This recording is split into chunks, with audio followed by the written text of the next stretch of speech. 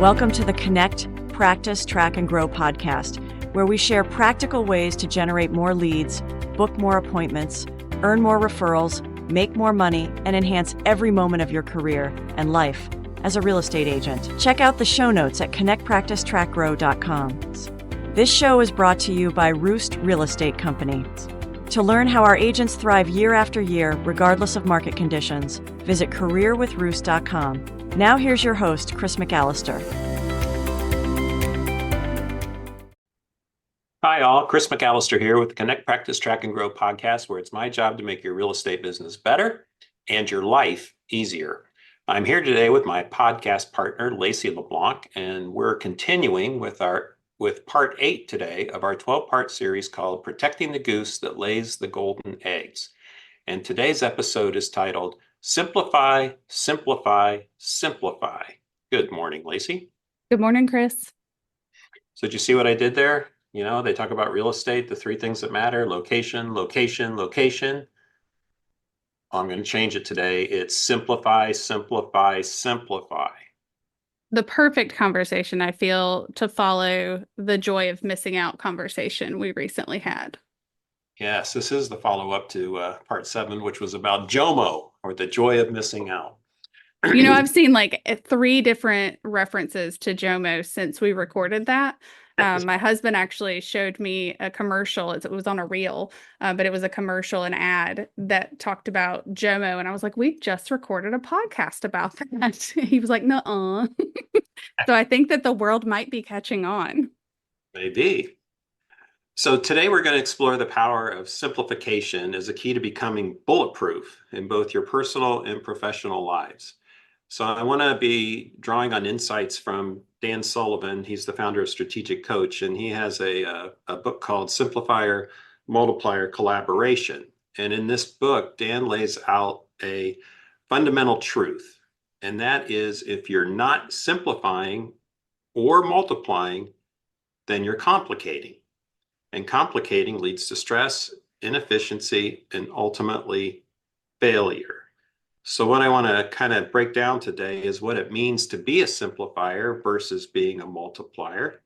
And I guess to kick that off, a simplifier is somebody who takes complex ideas, processes, or systems and distills them into something clearer, more efficient, and easier to manage. So simplifiers tend to focus on clarity and reducing complexity, which is essential for creating a strong foundation.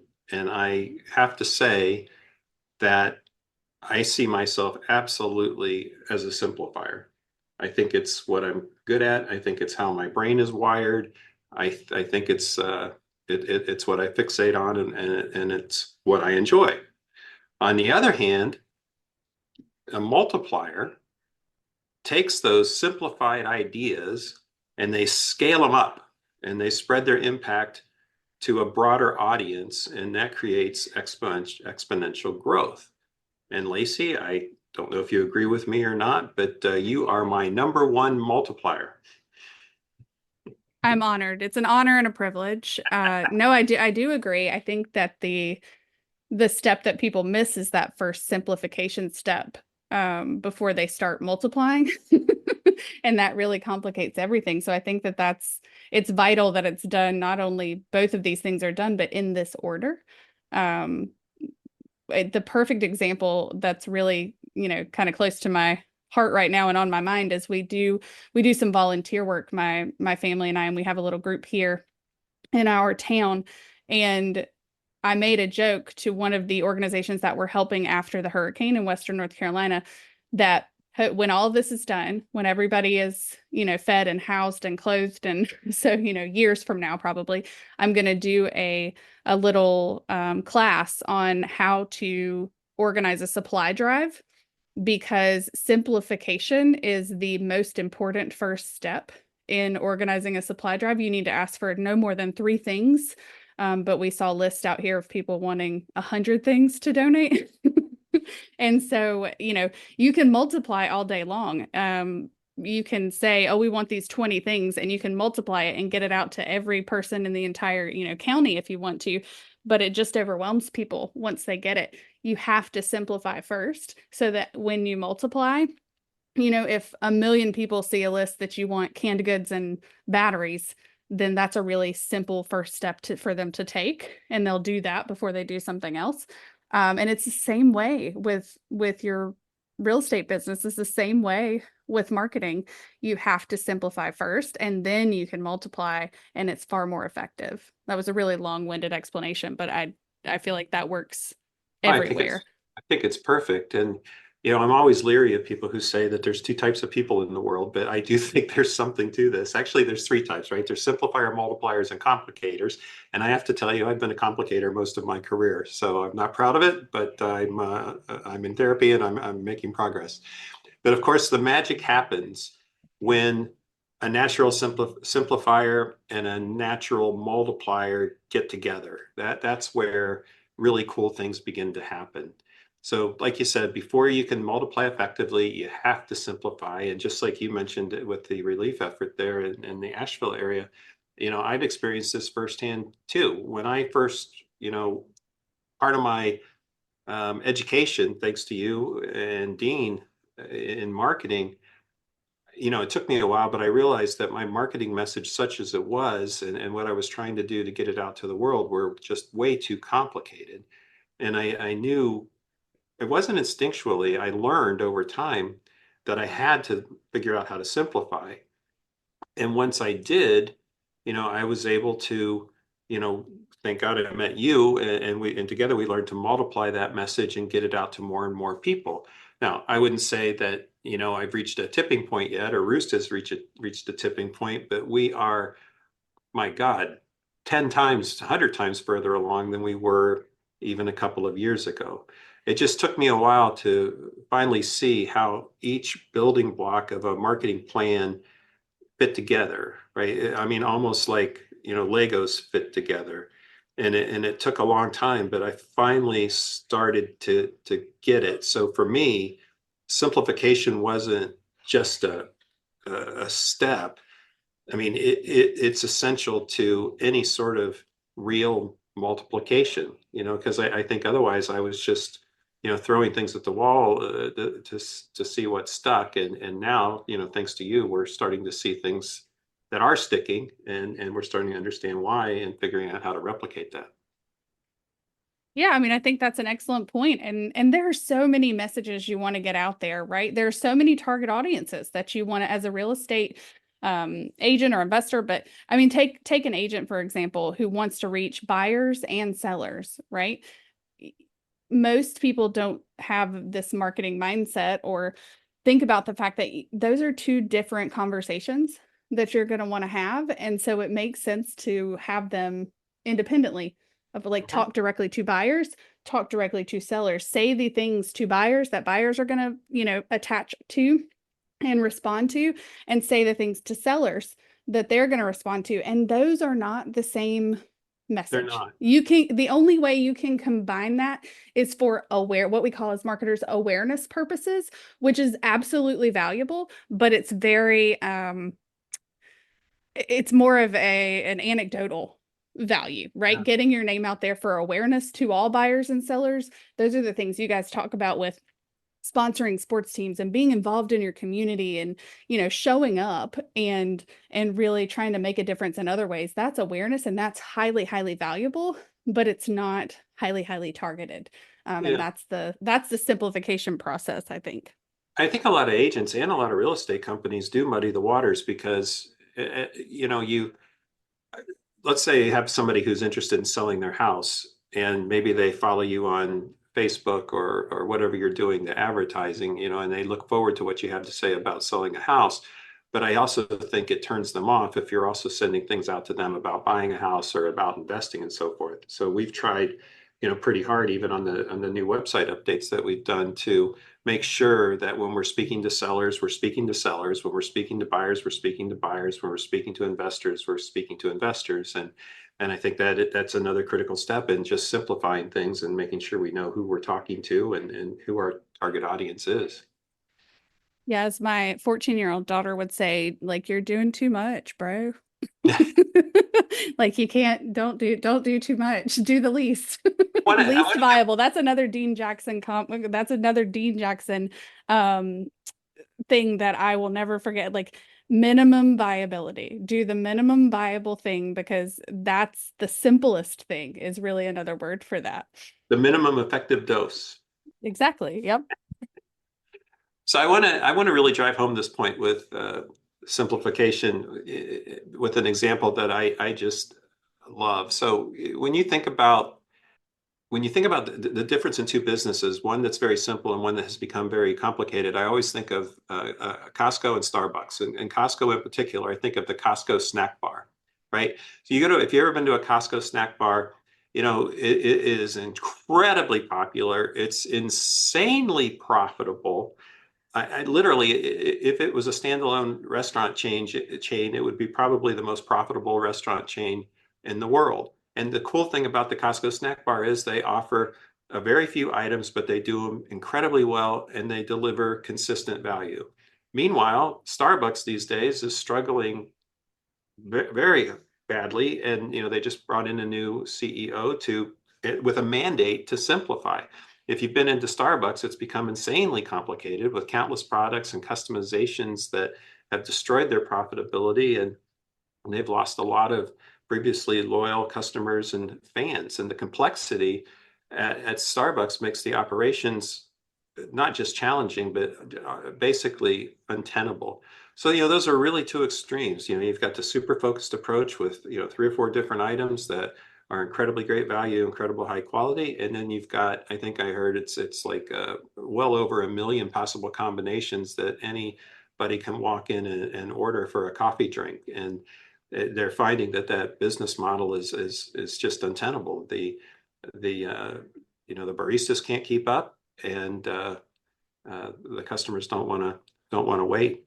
So anyway, I know I'm belaboring the point, but I do think it's just an incredibly powerful concept. And I want No, to, yeah, we have Sam's Clubs here, not Costco's, but yeah, it's the same. They have the same thing. And I think the the really great thing about it is when we go into Sam's Club, sometimes my son just requests that we go into the snack bar. So it is like he does treat it like a restaurant at yeah, 10 years old. He just really wants to go eat at Sam's Club. Thanks to my Nana, actually, same Nana we talk about all the time. She introduced him to the Sam's Club restaurant. But we also we get the hot dogs and we always go and buy, even if we're not there for anything else, a pack of the Sam's Club hot dogs to bring home with us oh, to cook because they're so good. So like they don't upsell you. It's just a natural, you eat that hot dog, it's delicious. And then you can go and buy a pack of them right there. So yeah, it really works out. At Starbucks, I do the exact opposite. I roll through the line. I try to avoid having to purchase anything else or go inside or yeah. have to deal with any of that extra complication when I go through Starbucks. So yeah, I think the simplicity invites an upsell. It invites a more pleasant experience, whether you're at Sam's Club or at Costco. I agree completely. And I want to talk a little bit today too about, well, actually, this is really the heart of the podcast, is I want to talk about simplifying for real estate professionals. And I guess the first thing to try to create a proper mindset or a simplified mindset is keeping in mind that, the business of real estate is just not about us. It's what's in it for them. The problem is where we are today with the recent NAR settlement and so forth is it may not be about us, but Laci, it really is. And what's happened with this settlement is, the business of real estate is as complicated, right now for we realtors as it has ever been. I mean, if we're going to be real about it, the NAR settlement has upended how we do business, and it hits close to home because it has upended how we get paid. And I just I don't want to dwell on the reality. It's not doom and gloom, but I just don't want to gloss over that reality. But I do want to give everybody again this one piece of advice: do the best you can to stop making what we're experiencing about you. Because I think the fact is, if all of us simply focus on what our clients are looking for, on their experience, on giving them what they truly want from your services and from your expertise, I think that's the first step in allowing your business to simplify itself. Yeah, definitely. And I mean, the challenge is, how do you simplify the recent complications for the buyers and sellers that you're working with? Well, I have some tips. So let's run through these. So I think the first way is that you want to empower your clients with knowledge and transparency. And transparency is the key to empowering your clients in today's real estate environment. Clients deserve to understand the new realities of real estate transactions. And rather than sugarcoating things, you need to walk them through the changes clearly and concisely. And sometimes I think we lack the words to do this. And I'm not saying that, these words that I'm sharing today aren't a work in progress, but I think it's a place, if it's not a place for the listeners to start, it's definitely a place for me to start. So I know there's value in that. But for example, Mr. Buyer or seller, the industry has changed, but these changes work to your advantage. You have more control than ever over how we structure this transaction. And I'm going to make sure as your realtor that you understand all of your options. It's that kind of phrasing, it's that kind of intentionality of communication that I think is going to make the difference for all of us as we interact with buyers and sellers going forward. We've got to break down the options. And the most important thing is, I really believe this, that you've got to show your clients that they are the ones in control. We have to explain how the new commission rules give them more flexibility and empower them to make decisions that work for their budget and their goals. So, when you're talking to a buyer, one of the things that we can say is, quote, now you can decide how you want to handle the buyer agent fee. This is going to give you more flexibility in your budget. That's a powerful thing. And it doesn't need to be any more complicated than that, because this really is about empowering buyers and sellers financially. And it's our job to lean into that. When you're talking to sellers, I think the message is you have more choices now when it comes to offering compensation to the buyer's agent. This lets you control more of your selling costs and tailor the deal to what works for you. That's very powerful. If it's an extra negotiation point for every seller, whether they want to pay a buyer agent request, a fee request, or how much of that request they want to pay, or if they're more comfortable, or they want to at least offer or negotiate. Sure, we'll pay a little bit extra in a buyer agent fee, but if that's the case, our bottom line will not allow us to pay, maybe all the closing costs that you're requesting as well. The key is we have to empower the buyers and sellers, give them the knowledge and the understanding that this is a great thing for them that's happening, because they have more control, they're in charge, and they can literally manage their own destinies. The second thing is that we have to focus on value. Our clients need to feel confident that they're getting value for their investment, and make no bones about it. We are an investment. Somebody has a $300,000 house, and they're talking about writing a check to their listing agent for, depending on what your market is, let's just so we don't get in trouble, let's say it's 10%. If they're thinking about writing a check to you for $30,000 for your services, they better feel confident about what they're doing. And it's the same thing with buyers. Whatever you choose to charge for your services in the market, you've got to make sure that your client understands the value they're getting for that investment. And by simplifying the process, you have a better chance of communicating that your value goes beyond just the commission structure. So you want to highlight the benefits of your expertise, right? You want to shift the conversation to how your guidance, your counsel, your support simplifies the entire process. And what's in it for them? It's going to save them time, it's going to save them stress, and it's going to save them money. So here's another example. My goal is to make this process as easy and as beneficial for you as possible. Whether it's getting the best offer on your home or finding the right property, I'm here to ensure you get the most out of this transaction. I think that's absolutely vital. And there's a point I want to make here, because I've I've seen so much of it lately. And focusing on, there's this thing in marketing, features, advantages, benefits, right? The fab, they call it fab. Mhm. But when you're focusing on the value that you provide to your clients, so many people use I statements, right? I or we have this much experience, or we've, have this many clients, or we manage this much, money for our investors, or we I'm do a this, or million we do dollar that. producer. Exactly. Exactly. But really, it's exactly in like your example statement.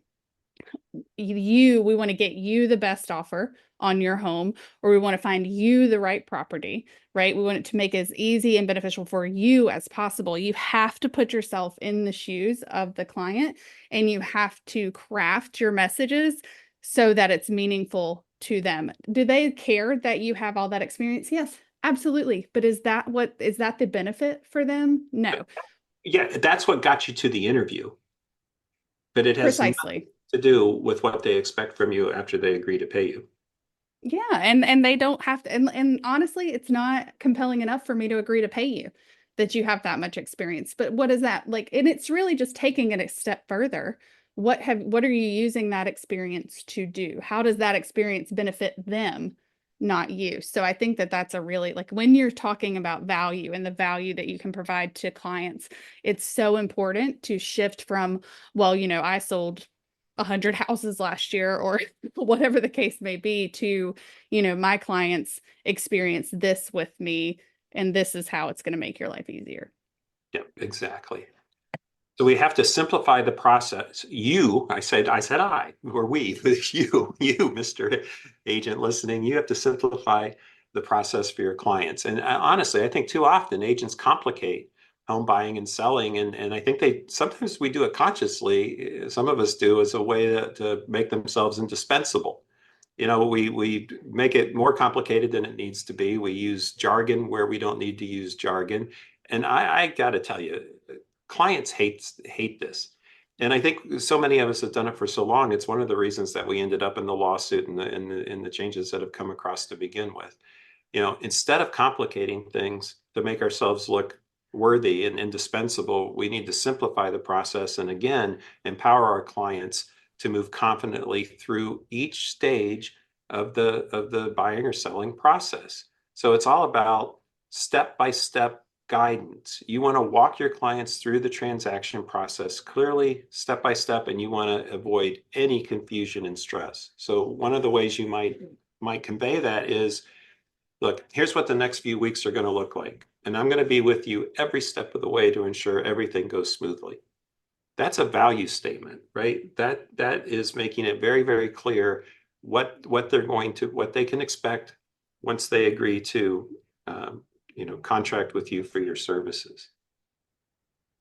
So, for instance, when it comes to contracts, with the new commission rules in place, you want to use, straightforward language, and you want to help your clients understand each part of the agreement. Again, it's about doing it step by step, being very, very clear. I don't think you're going to run across, unless you have a buyer that's bought multiple properties and they just say, write the contract, I'll sign it. I know that happens, but I don't think there is a single buyer or seller out there right now in the United States and well into next year who isn't going to appreciate a real estate professional taking the time to go through the contract paragraph by paragraph, so they know by the time it shows up and then dot loop, that they know what it is they're expected to electronically sign. That is value that you can show, that costs nothing, but sadly, that is not the norm these days. And if I can just stay on this soapbox for a little longer, the other reason I think we got into this mess during COVID was, we sold a bunch of houses during COVID, and a lot of the houses we didn't walk through, and a lot of times we didn't even meet the buyer. At best, we had a Zoom meeting or a phone call, and then a contract got written up, it got communicated in dot loop, and bang, bang, bang, it's signed by the buyer in record time because, there's more offers and they don't want to miss out. There was nothing about that process that was, well, it sounds simple on the surface, but there's nothing about what they went through that was simple, and it did require some counsel and guidance that we just didn't know how to do during COVID. So I'll try to get off my soapbox there. No, I've only bought the one home, right? But my family's been in real estate forever. And you nailed something. I think reducing anxiety about the process is absolutely worthwhile, not just for your client, obviously for your client. I was an anxious buyer. I wanted someone to explain everything to me and tell me what to expect so that I knew if something was happening that you didn't tell me that I could worry. But if everything was happening like you had just told me, I didn't need to. But it also, I mean, how much easier does that make it when you get to the table ready to sign the papers and there are no questions because everything's been explained along the way. Nobody's anxious about the process. Everybody feels like everything's been taken care of step by step, as opposed to getting to the end of the process and then there being these questions like, oh, well, I didn't understand that, or I didn't agree to that, or, and I think that reducing anxiety and taking care of these things for clients is, like a lot of the reason that we use real estate agents in the first place. And correct me if I'm wrong, but most people with the help of YouTube and the internet could probably go through this process themselves. They could probably even, write the contract or whatever it takes. But there's like, how anxiety inducing is that? How much time does that take, right? So that's the whole reason that a lot of people do this. It's not because, the general person is maybe not smart enough or couldn't figure it out. It's really they're relying on that part of what to get through it. So for instance, if you're taking them step by step through the process, and let's say you're with a seller at the kitchen table and it starts with a listing agreement, your approach and the words you use should be something like, this section outlines how we'll handle the buyer's agent fee when it comes up. Let's talk through your options and let's decide what's best for you. And then we're going to fill out the form together. That sounds like a common sense thing to say, but when so many of us are still wrapped up in the way we did business before, and we know, I mean, let's face it, we seldom had those conversations because with clear cooperation, we didn't have to. So it's a new world. You take the approach that you're simplifying for your client, you're empowering your client, and you're fostering transparency. So a sentence like, this section outlines how we'll handle the buyer's agent's fee. Let's talk through the options and decide what's best for you.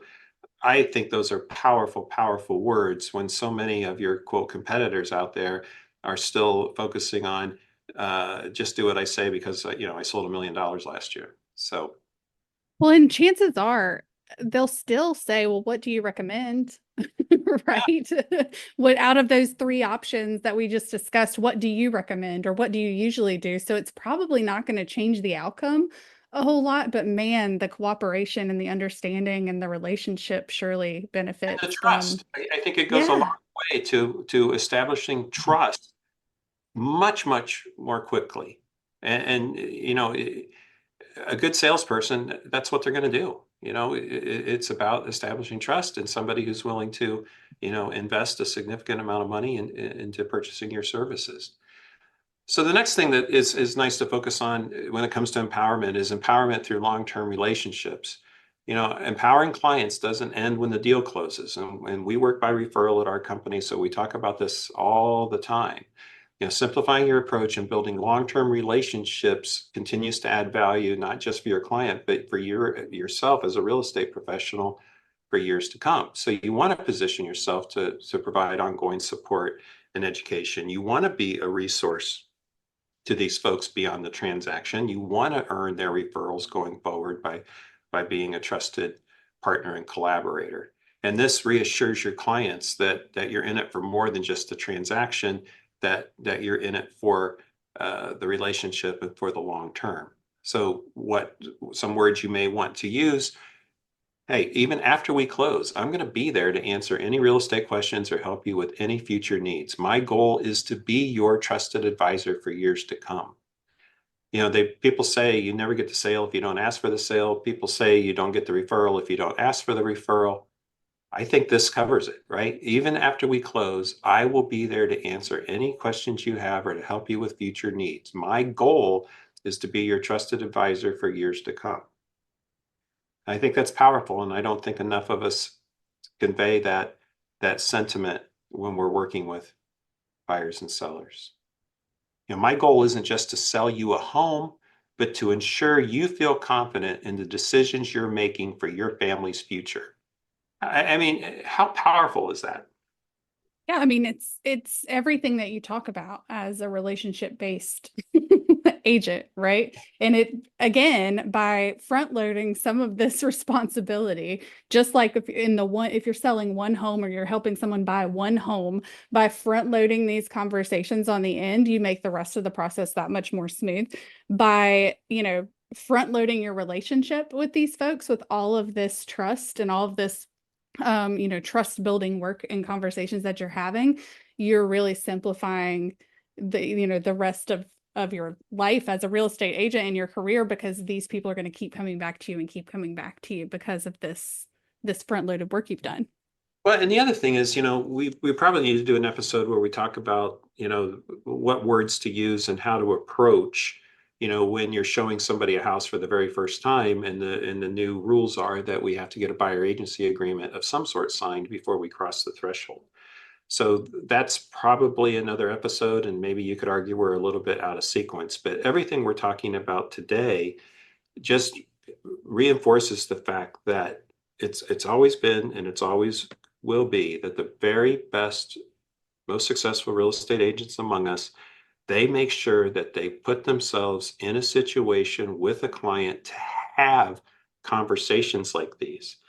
And, I think we're going to see, less of it, but we had so many real estate professionals, I would say agents, licensees, who would just put people in their cars, show them houses, hope they write a contract, and they automatically got paid, because of clear cooperation. But the very best among us never put anybody in their car, never showed a house unless that buyer in particular was willing to sit down at least for 45 minutes to an hour, either at the office, at the Starbucks, or on a Zoom call, and have a conversation where you could actually talk to them, find out what they're looking for in this move, sense their motivations, and have a forum for you to let them know that this truly is about them and not you. So it goes back to the whole thing. That buyer meeting has always been critical. In the new environment, it's more critical than ever. And you have to liken it to a listing meeting, right? We never thought we'd get a listing agreement signed, just by sending it over and hoping for the best. We were always doing that at the kitchen table, right? And that's how we have to approach the relationship with buyers, because at the end of the day, a buyer representation agreement says essentially the same thing as an exclusive right to sell agreement does, that this person is going to hire you to perform a given service. So I digress a little bit, so forgive me. But again, simplification is empowerment. Simplifying the real estate process is about giving your clients the clarity and confidence to make empowered decisions. It puts control back in their hands and helps them feel secure in an otherwise complicated market. So moving forward, you've got to simplify so you can empower yourself. This is absolutely what is required, what our buyers and sellers require of us. This is also what needs to happen for you to take care of yourself. So when you focus on simplifying the processes for your clients, you're also empowering yourself, because that whole mindset of simplification reduces stress, it creates efficiencies, and it gives you clarity to operate effectively in this new environment. So it's a beautiful thing, right? If you're doing the right thing for your clients, if you're empowering them, if you're simplifying their experience, you are ultimately doing the same things for yourself. So just a couple of tips as we get towards the end here. You've got to let go of the things that you used to do that no longer serve you. The commission model served us for decades, but holding on to it is only going to prevent us from thriving over the next decade. So we need to let go of the past, and we've got to succeed in this new landscape. And simplification, it really is a superpower. Simplifying the processes can seem like it's all about the client, but it's actually one of the most powerful tools we have to navigate as real estate professionals in this new era.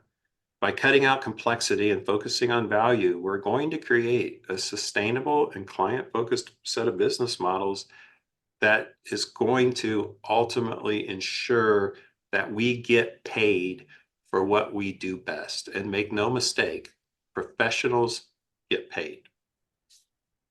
Yeah, and I mean, let's admit that this transition is going to be a lot easier for some than others, right? For people who were already focused on a lot of this stuff, simplifying the process for clients, relationship focus, building trust, all the things we've discussed today, this transition is going to be a lot less painful than for those probably who were more transactional in how they worked. But also, like, you don't have to reinvent the wheel. If you're an agent who's looking to do this, there are brokers out there are people out there are organizations out there who already have some of this in play.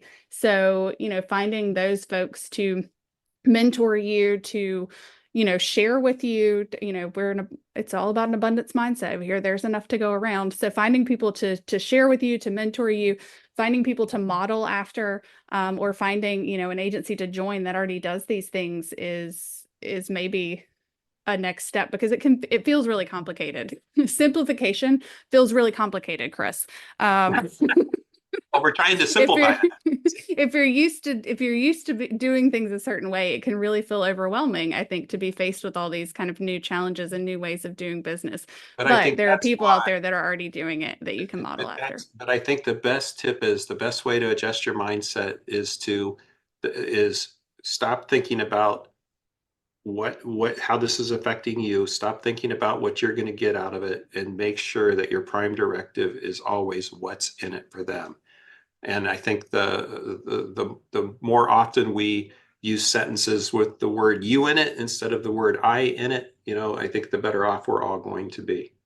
So that's maybe a simple rule the next time you get the opportunity to actually sit down with a potential buyer or seller. So, simplifying isn't just a nice to have thing in the new real estate landscape. It's essential. By cutting through complexity, you're not only empowering your clients to make better, more informed decisions, but you're positioning yourself as a trusted advisor who delivers real value. And the truth is, the market is more complicated than ever, and it probably will be for the foreseeable future. But that's exactly why our role as real estate professionals is even more critical now than it was 6 months ago. The agents, those among us who can simplify, streamline, and create clarity for their clients, will not only survive in this environment, they will thrive. So remember, it's not about us. It's about making the process as easy as possible for our clients. And by doing that, we ensure our own success. So here's what I want you to do. So here's our call to action. Here's my challenge for each of you who's listening. Start simplifying today. Look at your current processes. Where are you adding complexity that doesn't need to be there? Take one area of your business and just focus on that and make it simpler for your clients, whether that's your communication, the words you're using, or your contracts, or how you explain commission options. Pick one thing that you're going to own and you're going to have words for it and be better at explaining than anybody else out there. Second thing is empower your clients. Have that conversation with your next buyer or seller that focuses on giving them more control and transparency. Make it clear that your goal is to simplify the process and create value every step of the way. The more you say those words, the more you convey that sentiment, the more real it's going to become for you and the more natural it's going to be. And finally, as always at Roost Real Estate Company, it's focused on long-term relationships. Take the time to nurture your client relationships beyond this transaction. And you might even want to reach out to a past client this week and just reconnect and see if you can offer some advice or updates on the market or what's happening in the world, and just remind people, that you're in it for the long haul. If you do these three things and you start today, I guarantee you're going to see results, not just in your business, not just in your bank account, but you're going to see a giant change in the trust and the confidence that your clients place in you. So what I'm hearing is, in a world of venti, double shot mocha frappuccinos with whip, be a Costco hot dog. Oat milk whip. Yeah. Be a Costco hot dog is what That's I'm hearing. right. Be a Costco hot dog. Don't be a frappuccino, oat milk whip, venti, whatever. That's exactly right. Well, I think it's super valuable. This conversation really I feel needed in this conversation, because it is about marketing. It is about how you present yourself and how you present your value to clients in the end. And I think that this makes it really tangible for folks, even folks who don't think about marketing on a daily basis. Well, I appreciate that, and always a pleasure, Laci. Back at you. All right, see you later. See you next time.